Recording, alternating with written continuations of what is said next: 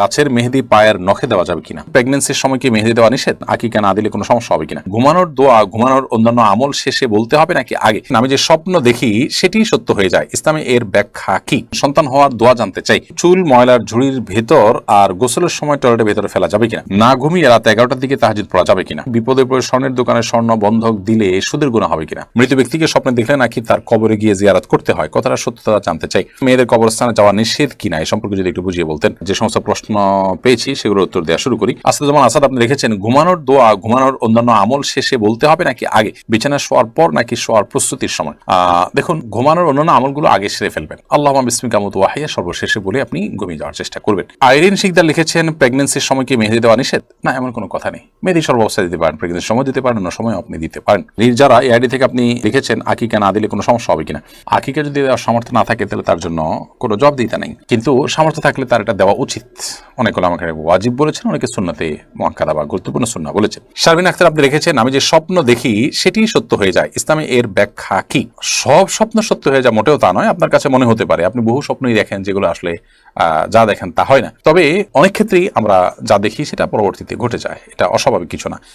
এর মাধ্যমে আপনি নিজের বুজুর্গির বা আপনি কেউ আল্লাহ ভীরু এরকম কিছু প্রমাণ হওয়া জরুরি না। আবার এটার কারণে আপনি ভবিষ্যদ্বাণী করা শুরু করলেন, যেটা দেখছি এটা হবেই এমনটাও জরুরি না, কারণ যা দেখেন আসলে তার সবকিছুই সত্য হয় না, অনেক কিছু হয়তো হয়। এটা সবার ক্ষেত্রেই হয়, কম বা বেশি। নরসেন তারান্নম ইমা আপনি রেখেছেন, মৃত ব্যক্তিকে স্বপ্নে দেখলে নাকি তার কবরে গিয়ে জিয়ারত করতে হয়, কথাটা সত্যতা জানতে চাই। মৃত ব্যক্তিকে স্বপ্নে দেখলেই তার কবরে যে জিয়ারত করতে হবে এটা আবশ্যক নয়। তবে মৃত ব্যক্তিকে স্বপ্নে আমরা দেখলে তাকে যদি মনে হয় যে তিনি ভালো আছেন তো আলহামদুলিল্লাহ, যদি মনে হয় তিনি কষ্টে আছেন তাহলে তার তরফ থেকে যা যা করা যায়, দান সাদেকা দোয়া, সেগুলো আমরা করতে থাকবো। কিন্তু তাকে দেখলেই কবরে যেতে হবে এমন না। কবরে এমনি মাঝে মধ্যে যাওয়াটা সুন্নাহ, সেটা ভিন্ন বিষয়, দেখার সাথে কোনো সম্পর্ক নেই। সাদিয়া জেমি আইডি থেকে আপনি লিখেছেন, আমি প্রাপ্তবয়সী হওয়া সত্ত্বেও আমার বিয়ের কোনো পথ খুঁজে পাই না, অথচ আমার চেয়ে ছোট অনেকের বিয়ে হয়ে যাচ্ছে বা গেছে, আমি হতাশাগ্রস্ত। আমাকে কোনো আমলের কথা বলবেন যাতে তাড়াতাড়ি বিয়ে হয়ে যায়? প্রথমত আল্লাহ তাআলার কাছে সাধারণভাবে দোয়া করতে থাকবেন, চোখের পানি ফেলে, যে আল্লাহ তাআলা আমার জন্য আপনি এটা বিহিত করুন এবং আমার বিয়েটাকে সহজ করে দিন। আপনি আল্লাহর কাছে দোয়া করতে থাকবেন এবং প্রচেষ্টা হতে থাকবে সঠিক পদ্ধতিতে। অনেকে অতিরিক্ত বাছাবাছি করেন, আবার অনেক সময় দেখা যায় ব্যাটে বলে হয় না। ধৈর্য ধারণ করতে হবে এবং সবর করতে হবে, সেই সাথে দোয়া অব্যাহত রাখতে হবে। মোহাম্মদ ইউসুফ আপনি লিখেছেন আইডি থেকে, বিপদে পড়ে স্বর্ণের দোকানে স্বর্ণ বন্ধক দিলে সুদের গুনাহ হবে কিনা? স্বর্ণ বন্ধক রাখলেন, রেখে টাকা নিয়েছেন, ওই টাকাটা দিয়েই আবার আপনি স্বর্ণগুলো ফেরত নিয়ে নেবেন, এটা হলে তো কোনো অসুবিধা নেই। কিন্তু সাধারণত অতিরিক্ত সুদ আরোপ করা হয় এবং সুদ দিতে হয়, সুদ নেওয়া দেওয়ার ব্যাপার থাকে, যার কারণে সেটা কিন্তু গুনাহের বিষয়, সেটা জায়েজ নাই। আব্দুল্লাহ মামুন আপনি লিখেছেন, সন্তান হওয়ার দোয়া জানতে চাই। সন্তান হওয়ার দোয়া হলো রব্বি হাবলি মিনাস সলিহিন, রব্বি হাবলি মিনাস সলিহিন, রব্বি লা তাদারনি ফারদা ওয়া আনতা খায়রুল ওয়ারিসিন, রব্বি লা তাদারনি ফারদা ওয়া আনতা খায়রুল ওয়ারিসিন, রব্বি হাবলি মিন লাদুনকা যুররিয়াতান তাইয়্যিবাহ ইন্নাকা সামিউদ দুআ।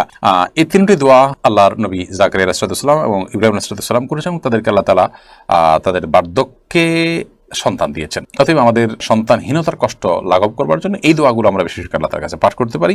রব্বি হাবলি মিনাস সলিহিন, আল্লাহ আমাকে নেক সন্তান দান করুন, আল্লাহ আমাকে একাকী রাখবেন না, আপনি সর্বোত্তম ওয়ারিস উত্তরাধিকারী, আল্লাহ আপনার পক্ষ থেকে আপনি আমাকে নেক সন্তান দান করুন, ভালো সন্তান দান করুন। এই দোয়া আমরা করতে পারি। এই দোয়াগুলোর অর্থ বুঝেও আমরা আল্লাহ তাআলার কাছে নিবেদন করবো ইনশাআল্লাহ তাআলা। রুম্মান আহমেদ আপনি লিখেছেন, রেকর্ডেড তেলাওয়াত শুনলে কি সওয়াব হবে? রেকর্ডেড তেলাওয়াত শুনলেও সওয়াব হবে ইনশাআল্লাহ বিদিনা। তবে লাইভ তেলাওয়াত আর রেকর্ডেড তেলাওয়াতের মধ্যে তো পার্থক্য অবশ্যই থাকবে, ইফেক্টের পার্থক্য থাকবে।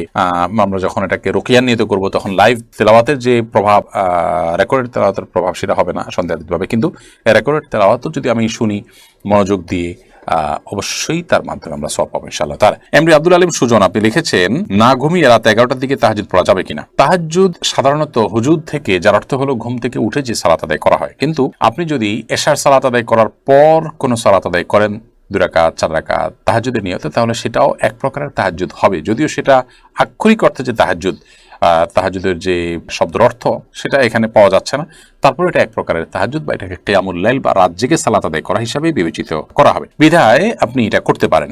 অবশ্যই ভোর রাতে উঠার সামর্থ্য না থাকলে এই সময়ে সন্ধ্যা রাতে আপনি 2-4 রাকাত নামাজ পড়লে সেটা না হওয়ার চাইতে অবশ্যই ভালো, এবং সেটার কারণে আপনি এক ধরনের তাহাজ্জুদ সওয়াব অবশ্যই পাবেন। সাইফুল ইসলাম ফাহাদ লিখেছেন, আমরা 2 জন সাউথ কোরিয়াতে এক রুমে থাকি, আমরা 2 জনে কি রুমে জামাতে সালাত আদায় করতে পারবো?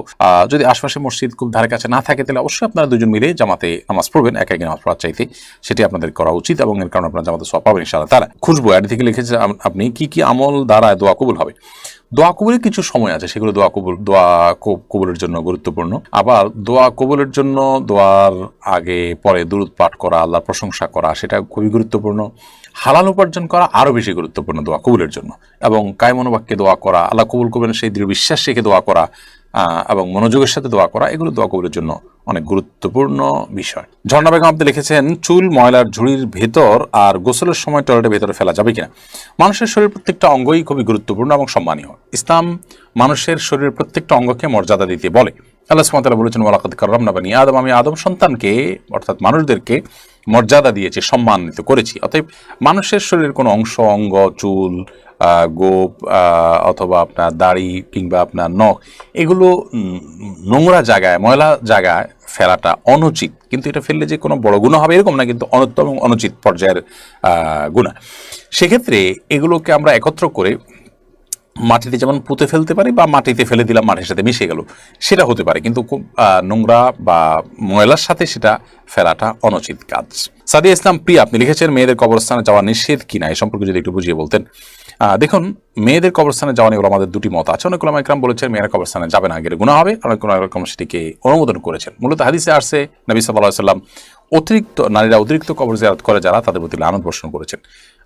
এই বিষয়ে দুই মতকে বিশ্লেষণ করার পর এবং দলিলগুলোকে পর্যালোচনা করার পর যেটি আমাদের কাছে মনে হয় তা হলো যে নারীরা যদি অত্যধিক কবরে না যায় এবং সেখানে গেলে নিজেরা নিয়ন্ত্রণ হারিয়ে আবেগ তাড়িত হয়ে কোনো কিছু করে ফেলবেন এরকম আশঙ্কা না থাকে, তাহলে সেক্ষেত্রে মাঝে মধ্যে তারা কবরে যেতে পারেন, যাওয়া জায়েজ হতে পারে। এমনি আজুল আপনি লিখেছেন আমি কারো টাকা মেরে খেয়েছি তাকে না জানিয়ে, সেটা আমি এখন কিভাবে তাকে ফেরত দিতে পারি বা এর পাপ থেকে মুক্ত হতে পারি। যদি তাকে না জানিয়ে আত্মসাৎ করেছেন, এখন তার কাছে ফেরত দেওয়ার সুযোগ থাকলে ফেরত দিবেন। ওই কথা বলে দেওয়া কোনো জরুরি না যে আপনার টাকাটা আমি আত্মসাৎ করেছি, অন্য কোনোভাবে দিয়ে দেন, ভাই কিছু টাকা আপনি পাবেন, রেখে দেন, কীভাবে পাবেন জিজ্ঞেস করেন না।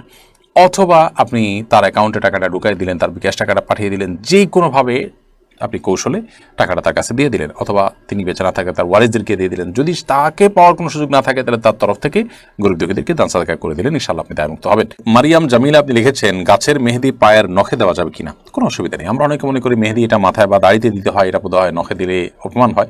দাড়িতে বা চুলে আমরা তো তেলও দিই, তাহলে আমরা কি সেটা নখে দিব না? অতএব এগুলো আমাদের নিজেদের বানানো বিভিন্ন রকমের কুসংস্কার জন্য বিশ্বাস এবং মন গড়া কথা। করোনাদের সাথে কোনো সম্পর্ক নেই। আমরা মেহেদি মাথায় বা মাথার চুলে কিংবা দাড়িতে যেরকম দিতে পারি, ঠিক একইভাবে হাতে কিংবা পায়ের নখেও দিতে পারি, কোনো অসুবিধা নেই। যদিও এটা মেয়েদের জন্য, মেয়েরা এটা দিয়ে সৌন্দর্য বর্ধন করবেন সেটাই সুন্নাহ। পুরুষদের জন্য এটা দেওয়াটা সুন্নাহ না, বিশেষ করে হাতের নখে, হাতে পায়ে নখে ইত্যাদিতে। চুলে বা দাড়িতে পুরুষরা দিতে পারে, কিন্তু হাতে পায়ে মেহেদি পরা, এটা দেওয়া, এটা মেয়েদের জন্য সুন্নাহ। নবী সাল্লাল্লাহু আলাইহি ওয়াসাল্লামের সময় মেয়েরা হাতে পায়ে মেহেদি দিতেন, কিন্তু পুরুষ কোনোদিন দিতেন না, এবং তিনি মেয়েদের এবং ছেলেদের হাতের পার্থক্য বুঝতেন হলো মেহেদি দিয়ে। আল্লাহ রাব্বুল আলামিন কোরআন এবং হাদিসের আলোকে যে কথাগুলো আমরা জানলাম, শুনলাম, বুঝলাম, সেগুলো আমাদেরকে আমল করার তৌফিক দান করুন।